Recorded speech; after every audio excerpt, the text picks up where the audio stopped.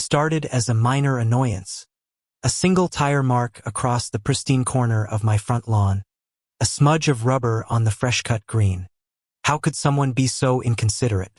But then it happened again the next day, and the day after that, until it became a ritual every morning. Just as the sun was peeking over the rooftops, Karen's massive, pearl-white Lincoln Navigator would pull up and park directly on the grass, right between my Japanese maple and the fire hydrant. The first time, I told myself it was a mistake, an oversight. The second time, I put up a polite note on her windshield, folded neatly under the wiper blade.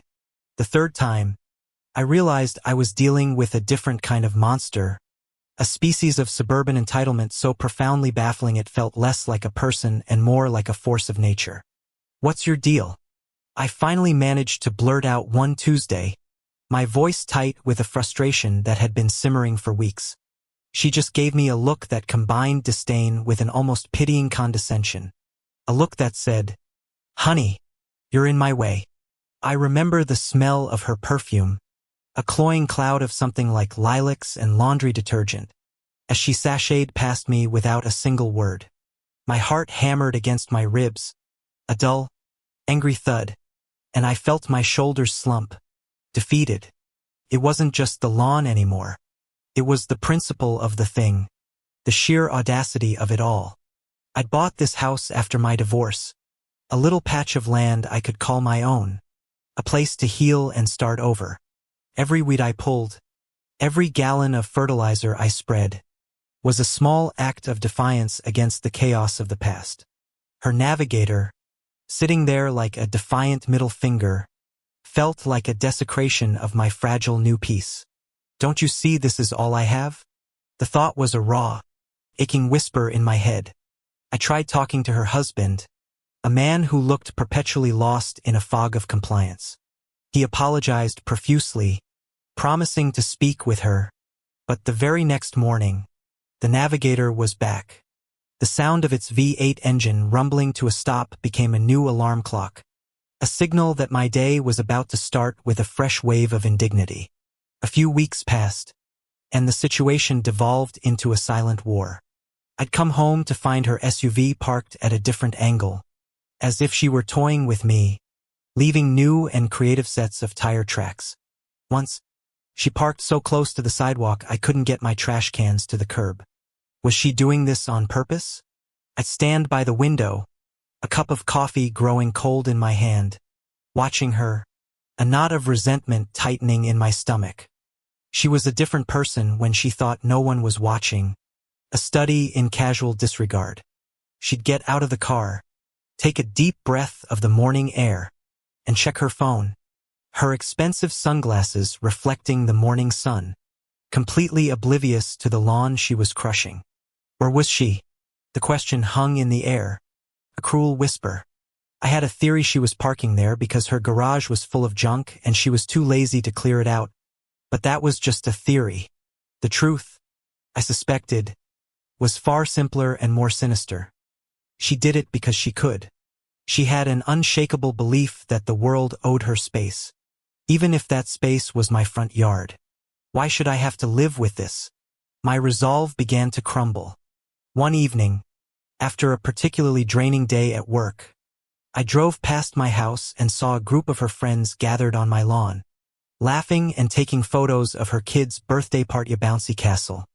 A clown. The whole shebang. They'd brought a whole picnic spread and just took over. I sat there in my car, numb, and then a wave of pure, unfiltered rage washed over me.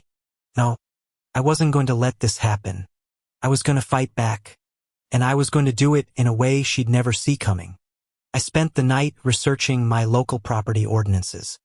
I found an obscure law that gave homeowners the right to erect a fence on their property line with minimal notice, as long as it didn't impede public access. The next morning, I woke up with a clear mind and a singular purpose. I was a man on a mission.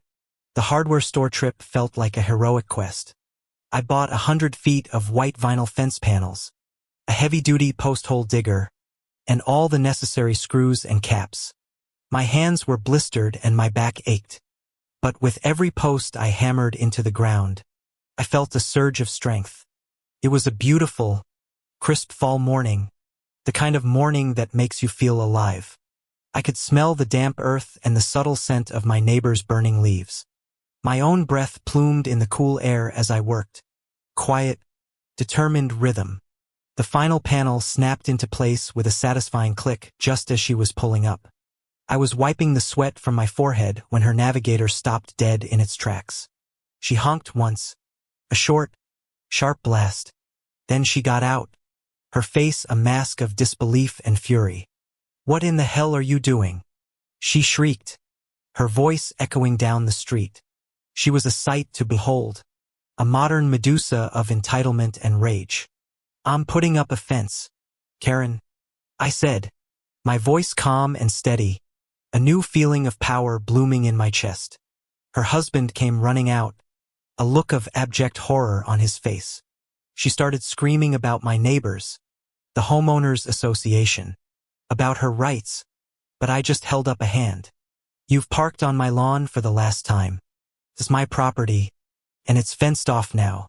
Then, a moment I'd been waiting for, the coup de grace. The tow truck I'd called a half-hour earlier rumbled around the corner, its bright orange flashing lights a beacon of glorious, righteous justice. The driver, the tall, kind-looking man with a mustache, smiled at me and handed me a clipboard. Her jaw dropped. "What's going on?" she stammered, her voice suddenly small. "I've towed the vehicle, ma'am," he said politely. The homeowner filed a legal trespass report. Her face went slack, then red, then purple. She looked at me, at the fence, at the truck, and finally let out a guttural sound of pure, unadulterated defeat. Watching that tow truck slowly drive away with her SUV was the most beautiful thing I'd ever seen. I knew she'd have to call an expensive Uber, get to the impound lot, and pay a hefty Phineas series of small inconveniences that, to a person like her, felt like a mountain of karma. That day, I learned a simple truth. Justice isn't always a dramatic act of public shaming. Sometimes, it's just the quiet, meticulous work of a man with a post-hole digger, a well-placed fence, and a phone call that changes everything.